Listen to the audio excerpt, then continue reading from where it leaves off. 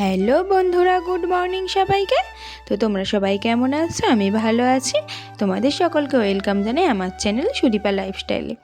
তো আজকের বৃহস্পতিবার, আজকের বাড়িতে এনেছিলাম একটু গিলে মেটে, তো ওইটাই রান্না করে নেবে বলে প্রথমে ম্যারিনেশন করে নিচ্ছিলাম রোজকারের কিছু মশলা দিয়ে। যেমন ছিল লবণ, হলুদ, একটু কাশ্মীরি লাল লঙ্কার গুঁড়ো, তার সাথে একটু আদা রসুন আর কাঁচা লঙ্কা বাটা। তো ওটাকে 1 ঘন্টার জন্য ম্যারিনেশনে দিয়েছিলাম। তারপর বাড়ির কিছু কাজ ছিল আর একটু খিদেও পেয়ে গিয়েছিল, তো খেয়ে দিয়ে নিয়ে সব কাজ সেরেও নিয়েছিলাম। তার মানে আনাজও কাটা হয়ে গিয়েছিল। তারপর কড়াইতে দিয়ে দিয়েছিলাম সর্ষের তেল। তো প্রথমেই আলু কটাকে একটু ভেজে নেবো। বেশি আলু দিইনি, 4 পিসই আলু দিয়েছি আমরা, যেহেতু 2 জন মানুষ, তো 4 পিসই আলু দিয়েছিলাম। তো আলুটা ভেজে নিয়ে সেই তেলের মধ্যে দিয়ে দিয়েছিলাম পেঁয়াজ। তো পেঁয়াজটাকে এবার ভালোভাবে লাল লাল করে ভেজে নেব। তো এই যে প্রথমেই একটু শুকনো লঙ্কা তেজপাতা রেখে দিয়েছিলাম দেওয়ার জন্য, সেটা দিতে ভুলে গিয়েছিলাম, তার জন্যে ওই যে তেলের মধ্যে দিয়ে দিলাম। তারপরে এই যে খুবই ঠান্ডা পড়ে গিয়েছে, অনেকটা বেলা হয়ে গিয়েছে, কিন্তু আমি এখনও সোয়েটার পরেই কাজ করছিলাম। তো পেঁয়াজটা একটু ভাজা হয়ে যাওয়ার পর দিয়ে দিয়েছিলাম টমেটো, আর দিয়ে দিয়েছিলাম সাথে একটু লবণ, যাতে তাড়াতাড়ি টমেটোটা গলে যায়। তো সেটাকে একটু ভাজা করে নিয়ে আদা রসুন এবং কাঁচা লঙ্কা বাটা দিয়ে দিয়েছি। তো ওটাকে এবার ভালো করে হালকা হালকা জল দিয়ে কষিয়ে নেব।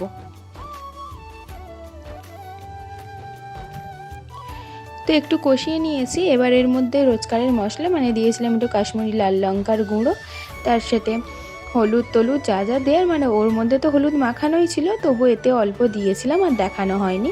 তারপর চিকেনটা দিয়ে ভালো করে কষিয়ে নিচ্ছিলাম। প্রায় আধ ঘন্টার মতো চিকেনটা কষিয়ে নিয়েছিলাম। তো এবার একটু হালকা জল দিয়ে চিকেনটা ঢাকা দিয়ে রান্না করে নিয়েছিলাম। তারপর এই যে রেডি হয়ে যেতে একটু ধনিয়া পাতা আর একটু গরম মশলা দিয়ে নামিয়ে নিয়েছিলাম। তারপর রান্না তো কমপ্লিট, গ্যাস ফ্যাস পুরো ক্লিন করে নিয়েছি। তারপর স্নান করে পুজোও সেরে নিচ্ছিলাম। তো আমার বাড়িতে যেহেতু গোপাল আছে, তাই জন্য গোপালকে প্রথমেই স্নান করিয়ে নিচ্ছিলাম। তারপর প্রত্যেকটা ঠাকুরকেই খেতে দিয়ে দেবো। স্নান করিয়ে আগে গোপালকে ভালো করে ক্লিন করে নিচ্ছিলাম। তো তারপর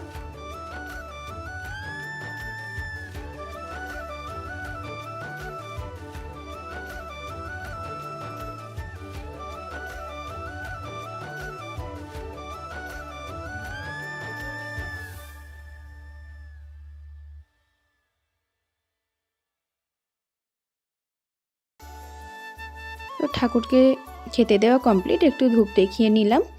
এবার এই যে সব পুজো টুজো কমপ্লিট করে নিজে ফ্রেশ হয়ে চলে এসেছি এবার খেতে। তো রান্নাটা কিন্তু খুবই ভালো হয়েছিল, চাইলে তোমরাও ট্রাই করতে পারো। আজকে কিন্তু সিম্পলভাবেই করেছিলাম। ব্লগটা কেমন লাগলো অবশ্যই জানিও। আজকের মতো এইটুকুই, বাই।